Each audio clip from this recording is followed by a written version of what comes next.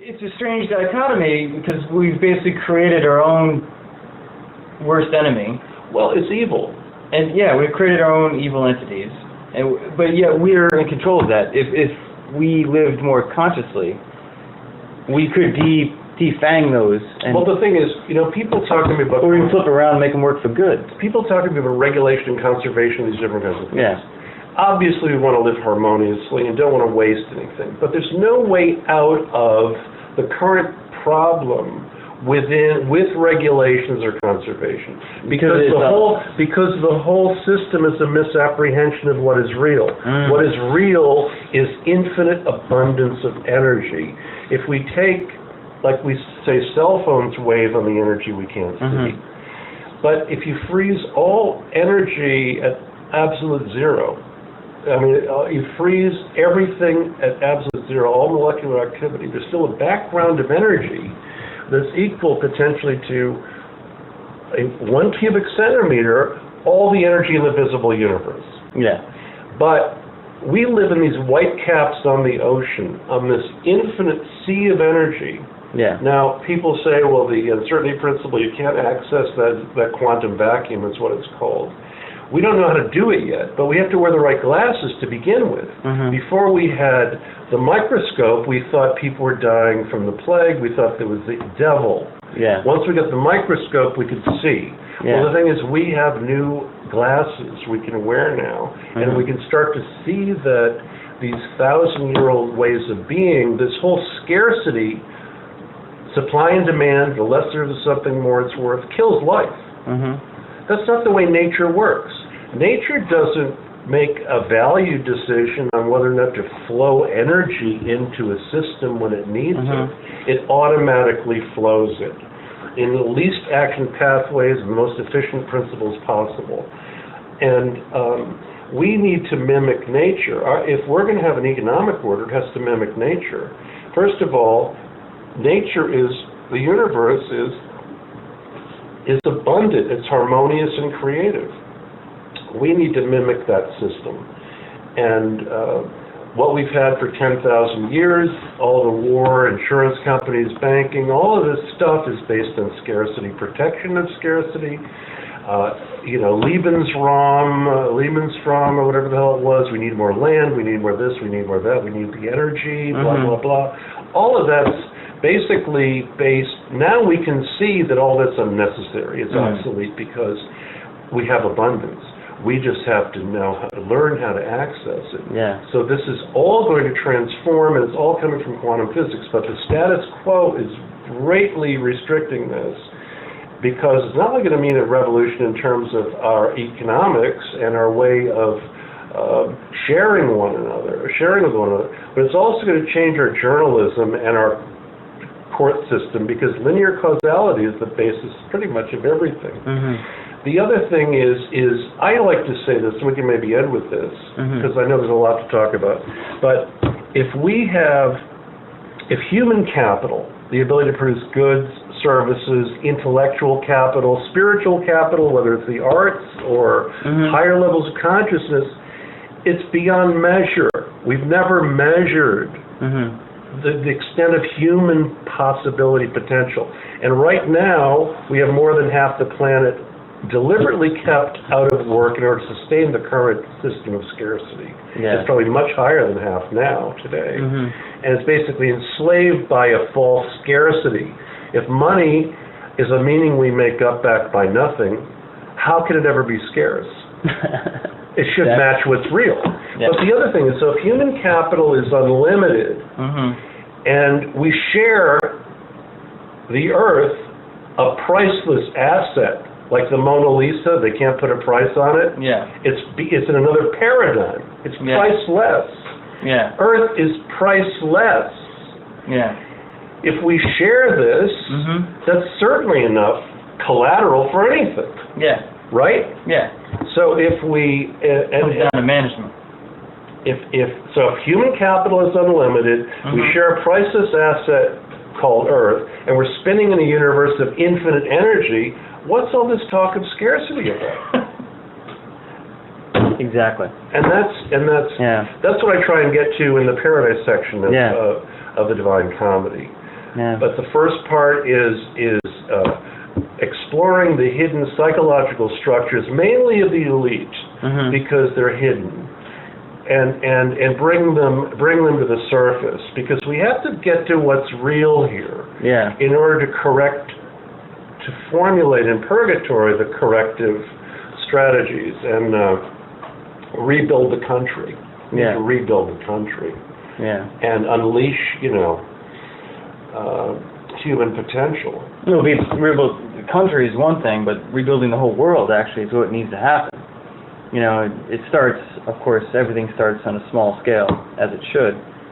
But they've got so much. Yeah, I mean, in the end, the ultimate goal, what I'm getting, from the sense of this conversation, is that we're looking at a total transformation of how humanity interacts with the earth and with ourselves. Absolutely. And with the universe at large. Absolutely. Yeah. And, if, as the Christians say, the Bible says we're created in God's image, literally we are creators and destroyers. Yeah.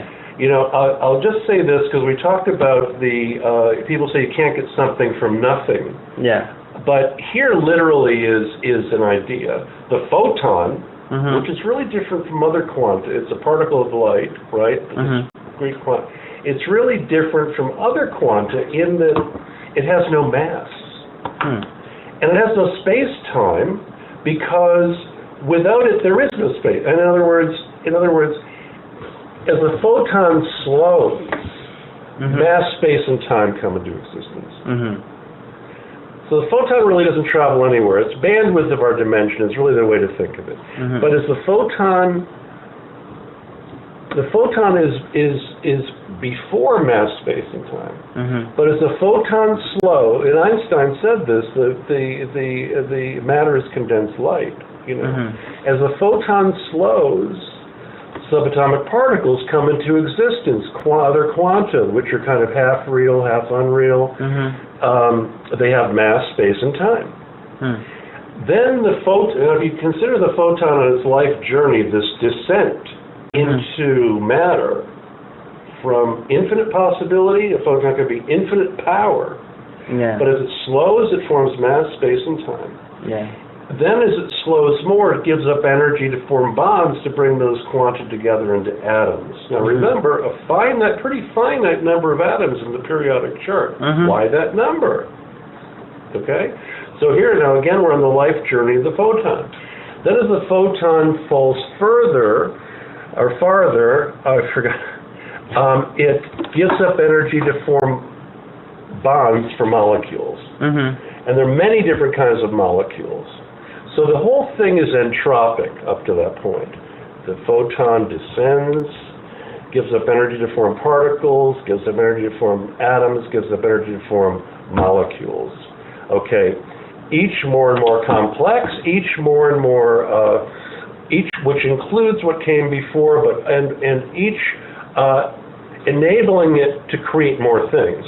But then the photon, if you consider this life journey of the photon, it does this amazing thing. It uses the platform, the determined state of the molecule, because the molecule doesn't really shoot off a lot of particles. It's fairly determined. It's fairly like this table.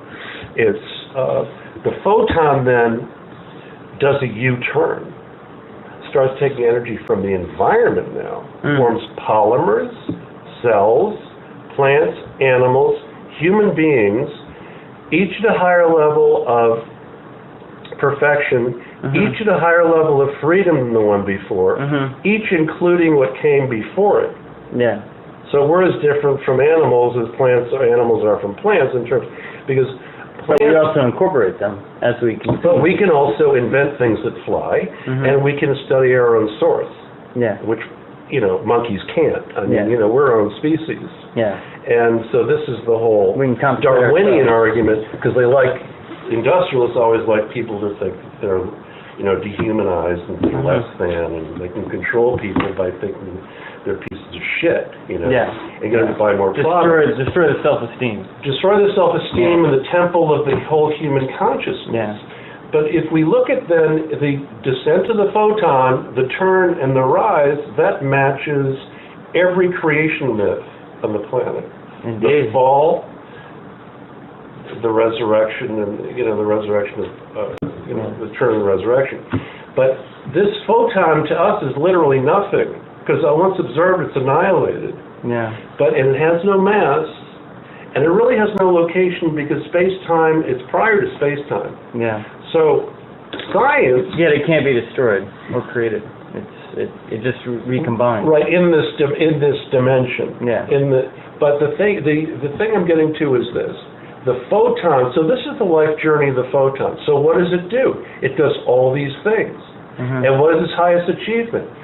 Well, that we know at this point, creating mankind. How do we treat mankind? Worse than we treat dogs and cats. Yeah. Right? But the other thing is this.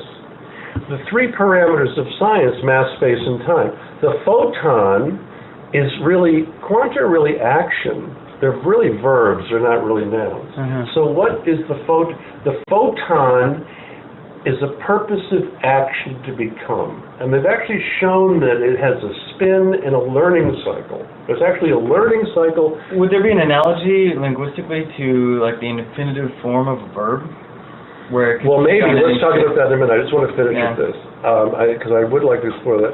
But that should wait for next week, perhaps. So the fourth parameter is mass, space, and time. The fourth parameter is will or control, and the photon has this because it does these things. Yeah. And human beings, have this, and this is the thing that science does not recognize. All classical science leaves out the will. It negates, also nulls out the vacuum in the mathematics goes back to Faraday, I believe. And so the will is the fourth parameter. And this, we could call it spirit, we can call it human will, we can call it the photon's purposive action to become all that is in our dimension. Yeah. It becomes what is. And it's seeking to perfect itself at higher degrees of perfection and complexity. Yeah. That's its, as it returns to source, then it returns to source. So that's the life cycle of the photon, and that's the metaphor. I worked in all those years in the book in quantum physics, all these different models, and I never encountered this thing, because I was looking for the overall metaphor that would include all the models, and all the stuff with evolution, all the stuff with spirituality and science. And the guy who invented the Bell helicopter named Arthur Young came up with this. Because when he was inventing the helicopter, he realized we have mass, space, and time in moving this vehicle, but there's something missing. How do we create acceleration? How do we create direction? It's human will, the will. Control. The control panel. And so he came up with this whole thing with the fourth parameter, and this is still not recognized by science. But it answers everything. It answers everything because, and this is all something from nothing. Yeah. So if somebody says, well, you can't touch it, taste it, feel it, or kick it, it's not there. Well, Well, but you do. So you do touch, taste, and feel the will and all that. Right. Through proxies, through how the will exercises itself. The attributes. Yeah. But if somebody says you can't get something for nothing, that's the other thing. Yeah. But what were you going to say about the verb? Well, your description of the photon, how it's in this divine state, for lack of a better word, divine state of potentiality. For a moment I had a flash of the infinitive, I flashed back to Spanish class in high school and thought about the infinitive of the verb. Like you learn the word ser, to be, and it has all these, soy, eres, es, like these variations to mean I am, you are, they are, we are, they all are. There's different faces. Yeah, and the word takes on, some of the letters are the same. Sometimes, depending on the verb and the manipulations of it, it's more recognizable than other times. Other times there's almost complete transformations, where the root verb, you're a little hard pressed. Sometimes visually you can kind of see it and recognize it, but other times, all we have are metaphors. Yeah. Because because we never have the thing itself. All we have are maps, metaphors, and meanings. And the human mind keeps thinking the map is the territory. And we live inside theories. Yeah. Theories are all we have. People are saying, well, this is what's real. Well, that's what our current theory tells us is real. Yeah. But we just are completely dependent on the instruments that extend our senses, because we can only detect about 1% of what's real. Probably less than that. Yeah. Because it's probably infinite. Yeah. The universe is probably infinite. So, anyway, so we're ready for the new glasses. Yeah. And we're going to see collapse of this system. But it's already new things that are being born. Gift economies, community banking, all the spirit I see here in New London with the people, community spirit, revitalizing human power, human capital. Is where it's at, and that is the strength of a community, the strength of a nation.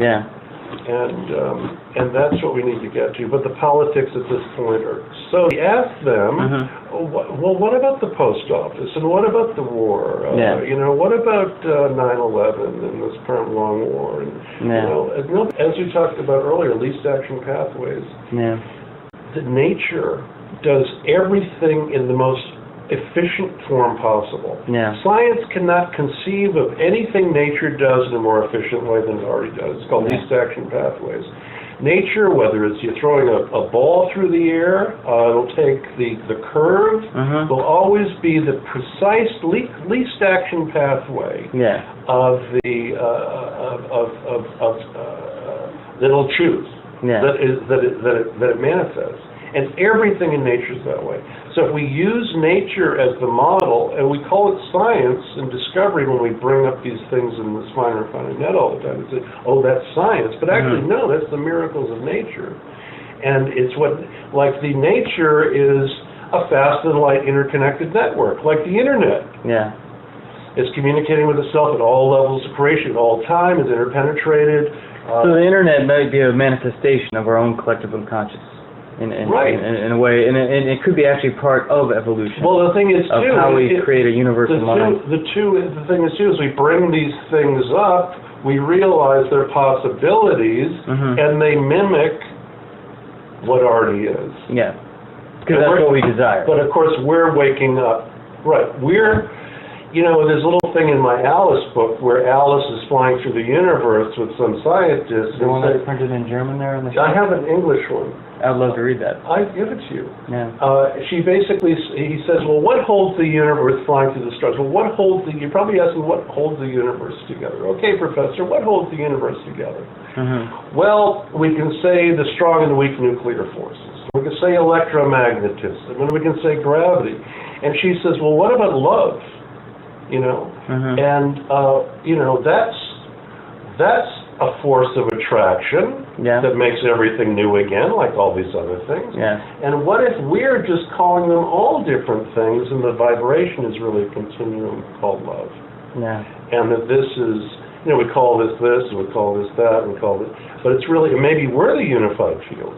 We're the unified field. We are the droids we're looking for. We're the unified. On that note. Awesome, William. Great. Thank you. Let's do this. Anytime, man. I enjoy the call. I always enjoy